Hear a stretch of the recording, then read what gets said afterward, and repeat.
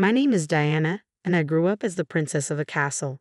My parents, bless their souls, had more wealth than some small countries, but they instilled in me the value of every penny. Money talks, but wisdom listens, my dad would say, while my mom insisted I learn to budget before I'd even knew how to spell. My luxurious life felt like a fairy tale, until it shattered. At 12, a private jet crash turned my story into a dark reality. Overnight, my grandmother took me in, and we moved to a modest home far removed from the opulence I once knew. This new life was different, where luxury lay in love and care, not material possessions. My inheritance was a distant promise, locked away until I turned 25. So I adapted, learned, and thrived under my grandmother's guidance. College became both my escape and my grounding. That's where I met Alex. He was as far from my world as one could get. A scholarship kid with a heart of gold and a wit sharp enough to cut through any pretense. We clicked in a way I never expected. Bringing him home to meet Grandma was nerve-wracking. I hadn't told him about my money. Better he doesn't know, at least not yet, Grandma advised, and I understood her wisdom. I wanted Alex to love me for who I was, not for my bank account. Grandma, this is Alex, I introduced them, feeling my stomach knot. Nice to meet you, ma'am, Alex said, extending his hand, which Grandma shook warmly. Sit, she urged, her eyes twinkling as she observed Alex's nervousness. So you're the young man who's stolen my granddaughter's heart. Alex blushed, a sheepish grin spreading across his face. Ah, I guess you could say that, ma'am. We sat down, and the conversation flowed more easily than I had dared hope. Grandma shared stories of my parents and my childhood that made Alex laugh and look at me with a warmth that swelled my heart. You've got a good one here, Grandma said, nodding at me while looking at Alex. Takes after her mother, strong and kind. But don't let her fool you, she's got a bit of mischief in her too. I can see that, Alex chuckled, squeezing my hand under the table. The evening continued with laughter and shared stories, and Alex blended into our world as if he had always belonged. He even helped Grandma with the dishes afterward, and I felt certain I had made the right choice in bringing him into my life. As we walked out later, Alex turned to me, a serious look on his face. Your grandma's amazing, you know. Hearing about your parents and your life makes me feel like I understand you more. I nodded, a lump forming in my throat. I'm glad, Alex. There's a lot more to me than meets the eye. He smiled and pulled me into a hug. I'm here for all of it, every layer. It doesn't matter what's in your bank account, it's you I care about. I hugged him back tighter than ever before, feeling a rush of trust. But I also knew the weight of the secret I was keeping, a delicate balance I hoped wouldn't tip. The ride to Alex's parents' house was quiet, filled with a silence thick enough to cut through. I could tell Alex was nervous, his grip tightening on the steering wheel. Are you sure you're ready for this? I asked, trying to break the ice. Yeah, just, my mom can be a bit much. Don't take anything she says to heart, okay? His attempt at reassurance fell short. As we pulled up to the grand, imposing house, my stomach twisted into knots. This was it, no turning back now. We barely made it through the door when Alex's mom, Gloria, made her entrance. Her eyes landed on me like laser beams, sizing me up in a way that made my skin crawl. So, this is the girl you've been hiding, she said, her voice as cold as the marble floors. Mom, this is Alex, he started, but Gloria waved him off. I know who she is. Come, let's sit. I've prepared some tea. Gloria's command was firm, and I felt compelled to follow her as she led us into a living room that felt more like a showroom than a home. Once the tea was served, Gloria wasted no time getting to the point. I hear you were raised by your grandmother. Must have been quite a humble upbringing, she remarked, the word humble dripping with condescension. I clenched my jaw, fighting to remain calm. It was my grandmother who taught me valuable life lessons, important things, not just fluff. Gloria smirked, her lips curling slightly. And your parents? Gone too soon, I hear. Tragic, really. How does one cope without proper guidance? Alex jumped in, clearly uncomfortable. Mom, that's enough. Let's not. It's okay, Alex, I interrupted, feeling a surge of defiance. Yeah, my folks are gone, and it was tough. But I got through it. It made me who I am. Gloria sipped her tea, her gaze unwavering. Interesting. And what about your future, dear? Any plans, or are you just riding along on my son's coattails? That stung. I took a deep breath, reminding myself why I was there. I've got plans, big ones. And I don't need to ride anyone's coattails to make them happen. The air was thick with tension, and I could feel it tightening around us. Alex, bless him, tried to change the subject. Mom, let's not do this. We're here to enjoy each other's company. Gloria set down her teacup with a deliberate slowness. I'm merely trying to understand the woman my son has chosen. You can't fault a mother for caring about her child's future. It felt like a never-ending tug of war where neither side was winning. Just when I thought I couldn't endure any more, Alex's sister Lily made her entrance. Her curious eyes held an edge of judgment that mirrored their mother's. So, you're the famous girlfriend. Heard a lot about you. Though not all of it good, Lily said, her voice dripping with disdain. I opened my mouth to snap back, but Alex stood up. That's enough. Both of you, we came here in good faith to share a part of our lives with you. If you can't respect that, then maybe we should leave. The rest of the visit was painfully awkward. Conversations felt forced, and every laugh was a little too loud. Yet Alex held my hand under the table, a silent promise that we were in this together. As we left, I couldn't shake the mix of relief and frustration churning inside me. I'm sorry about that, Alex said once we were in the car. They can be a bit intense. I sighed as the lights of the house faded in the rearview mirror. It's not your fault, but man, your mom and sister. There's something else, I said, shaking my head. Alex let out a sad chuckle. Yeah, they are.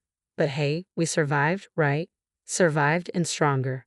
I leaned my head against the window, looking up at the clear night sky filled with shining stars. Maybe it was a sign. No matter how tough things got, there would always be a way through. But the warning came swift and sharp like a slap to the face at our next awkward family gathering.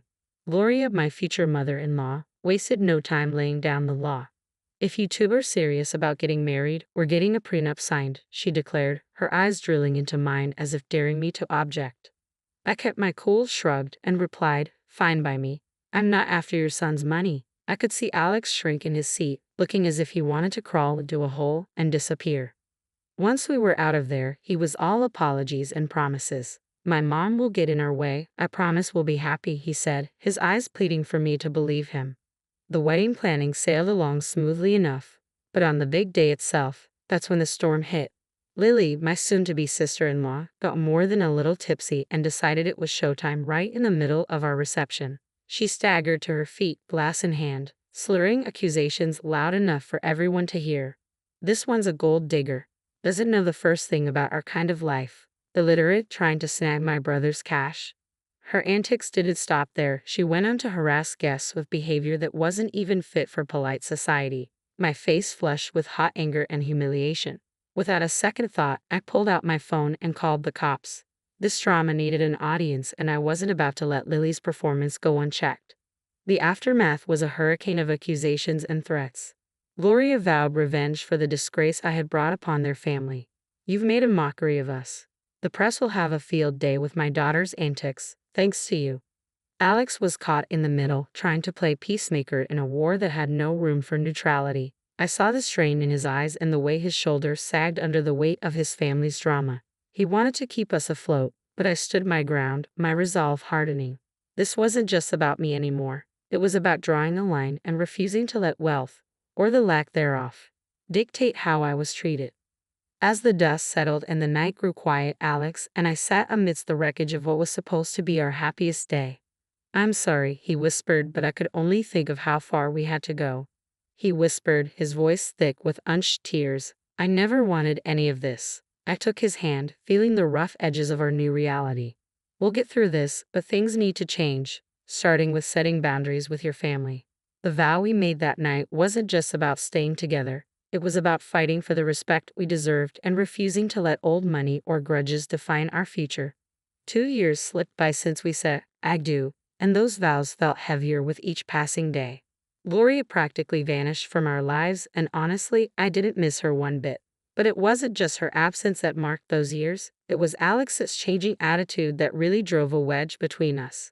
He came home late, if at all, muttering excuses about work that never quite added up. The warmth we once shared cooled into mere courtesy. And eventually, even that faded. The tipping point came one night when he threw his jacket on the chair as it had personally offended him. You know, he said, I could have done better. married someone with a bit more class, more in line with my circle. His words stung like a slap, leaving me gobsmacked. I wanted to scream, to remind him of the fortune I had inherited, but Grandma's voice echoed in my head, urging me to be patient and to see Alex for who he truly was. So, I swallowed my truth and my hurt, biting back tears. I thought maybe, just maybe, if we had a child, it might bridge the gap between us, remind him of the love that brought us together. Alex, don't you think it's time we considered having a baby? I ventured one evening, hoping to ignite something in the man I once loved. His reaction was like a cold shower. A baby? Now, don't be ridiculous. We're not ready for that, not by a long shot. That conversation crushed me. It wasn't just his refusal. It was the disdain in his voice, the way he made it clear that what I wanted, what I thought could save us, was nothing but a foolish fantasy. Days turned into weeks, and those weeks into months of silence, living side by side but feeling more like strangers. Each rude remark, every late night, added another brick to the wall between us. I confided in Grandma, pouring my heart out over cups of tea that went cold before I could finish them. He's not the man I married, Grandma. I don't even know if he ever was. She listened, her eyes reflecting sadness and understanding. You can't make someone be who you want them to be, darling. Sometimes we see what we want to see until we can no longer ignore the truth. Her words, though heavy, carried a sliver of relief. I wasn't crazy. I wasn't asking for too much. I just wanted a partner, someone who saw me as an equal and respected me. But as the days passed, it became clear that Alex wasn't that person anymore, if he ever had been. The thought of leaving crossed my mind more times than I cared to admit, but every time it did, I pushed it away, hoping against hope that something would change, that the man I loved would find his way back to me.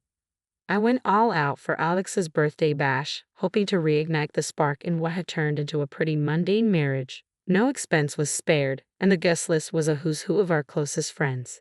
Notably absent were Gloria and Lily, my mother-in-law and sister-in-law. Their drama was the last thing I needed to ruin the night. For a moment, Alex was in high spirits, soaking in the adoration and well wishes from everyone. It felt like we were back in our honeymoon phase, surrounded by laughter and inside jokes. But that bubble burst the second Gloria and Lily crashed the party uninvited, clearly expecting to be welcomed. It turned out Alex had gone behind my back and invited them, hoping to avoid any family fallout. Their presence shifted the atmosphere, turning it tense. Lily, in true form, made a beeline for the drinks, dressed in an outfit that practically screamed, "Look at me," and not in a good way. Gloria's snide remarks flew under the radar, each one a veiled jab at me or our marriage. As the night wore on, Lily's antics escalated, fueled by champagne and a desperate need to be the center of attention. She launched into a rant about how I didn't fit into their family, how I was unworthy of their name. It was a mess, and Alex was nowhere to be found, too busy playing the good son to notice the circus unfolding around him.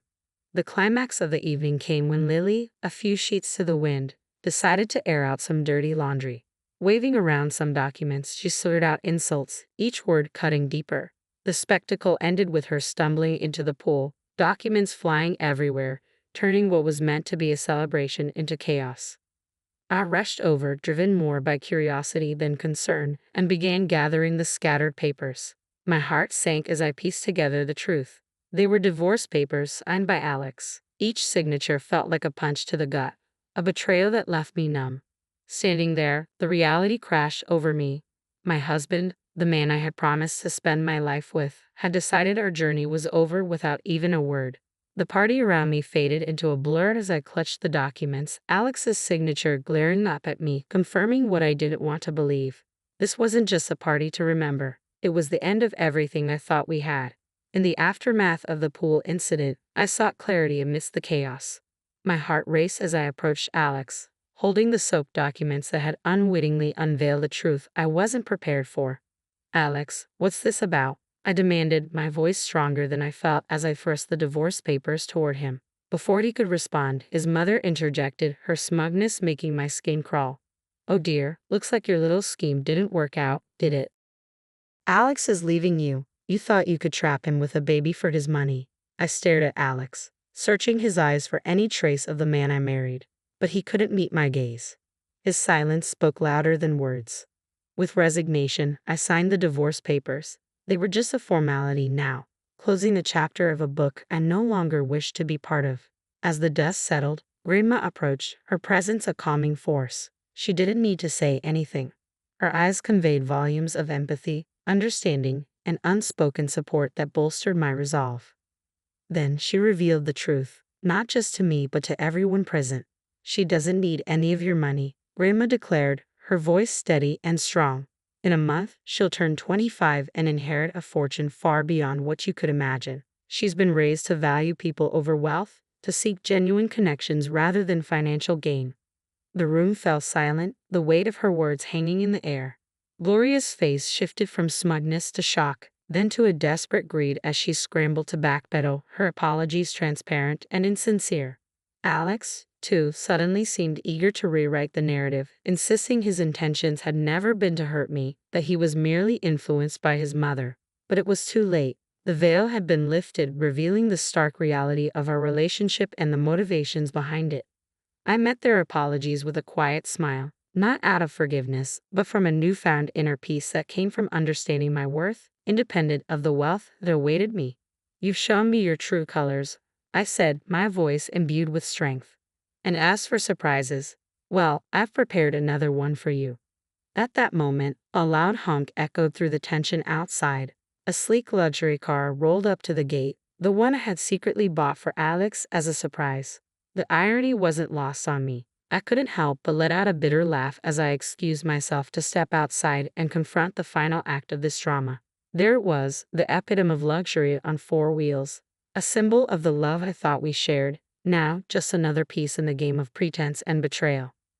Without a second thought, I slid into the driver's seat, the leather cool and unyielding beneath me, much like my resolve. Grandma, ever my rock, joined me, her presence a silent testament to the strength and dignity that ran in our blood. Turning to face the house, I felt ready to take the next step. I spotted Alex and his mother at the door, their expressions a mix of confusion and disbelief. "From now on, everything goes through my lawyer," I called out, my voice clear and stripped of the warmth it once held. "And don't worry about my stuff. I'll have a courier pick it up."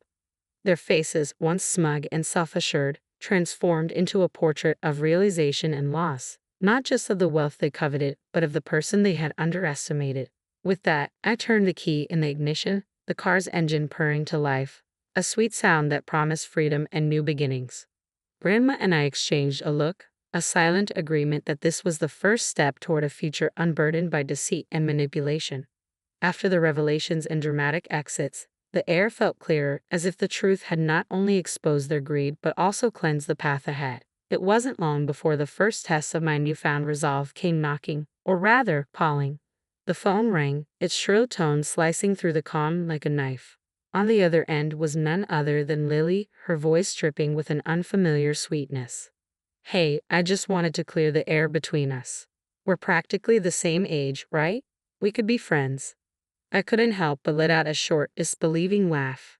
The contrast between her sugary tone and the disdain she usually exuded was striking. "Friends?" I echoed, the word feeling foreign. "You mean like how friends don't badmouth each other at parties or try to humiliate each other in front of everyone?" There was a pause, and I imagined the gears turning in her head as she searched for a response. "Well, you know, water under the bridge and all that," she attempted feebly. "Water into the pool, you mean?" I shot back, unable to resist the jab. The silence that followed was telling. It was clear my refusal to play along had derailed her plans. "Fine, be that way," she snapped, her veneer of niceness crumbling. "You'll regret this." I hung up, feeling a mix of amusement and sadness, a stark reminder of the facades people wear and the lengths they'll go to when faced with the consequences of their actions. The temptation to retaliate lingered, a nagging thought in the back of my mind. I posted a video on social media of her falling into the pool, and it went viral like wildfire. Within an hour, 1,000 people had liked it. My sister-in-law became an internet sensation. She tried to call me, demanding I take it down, but I just blocked her. I was done with her fake sweetness and nasty attitude. A week later, my phone rang with a number I knew all too well. It was Gloria. Her voice was unnaturally sweet, offering an olive branch she hoped I would grasp. "Let's put the past behind us for Alex's sake. Can't we reconcile?" she suggested, as if the wounds were mere scratches that could heal with a band-aid of words. No, Gloria, that ship has sailed, I replied, firm but not unkind. There was no anger in my voice, only a resolute peace. I wish Alex well, but our paths are diverging. I'm looking forward, not back. Not long after, Alex made his own attempts at reconciliation. One morning, I found a bouquet of flowers on my doorstep, the card bearing a simple, "I'm sorry. Please come back." The sight of them sparked more anger than affection. Without a second thought, I tossed them into the trash. His efforts didn't stop there. He showed up unannounced, hoping to talk things through, but I wasn't the same person he had left behind. His presence, once a source of comfort, now felt like an intrusion. One evening, as he made yet another uninvited appearance, I met him at the door with a resolve as hard as steel. "If you don't stop this, I'm going to the police," I warned, my voice steady and firm. "Your apologies can't undo what's been done. It's over, Alex. Really, it's over." The gravity of my words finally seemed to reach him. His shoulders slumped, and with one last lingering look, he turned and walked away. That was the last I saw of him. In the time that followed, I immersed myself in charity work. It became my passion and my purpose. Helping those truly in need and connecting with people who valued kindness over wealth brought me a joy I hadn't known I was missing. Living with Grandma, I found peace in our quiet routine. We'd sit together, planning our next project, our next way to make a difference. During these moments, I realized this was where I was meant to be. I had no illusions about the road ahead. It would be fraught with challenges, perhaps even heartache. But I also knew it would be filled with joy, moments of unbridled happiness, and the kind of love that enriches the soul. So I live my life looking forward, not back. I work, I help, and I hope. I believe in a future where I'll find true love, not defined by wealth or status, but by genuine connection. And yes, one day I'll have those 3 beautiful children I dream of. For now, though, I'm content, building a life of purpose surrounded by love that asks for nothing in return.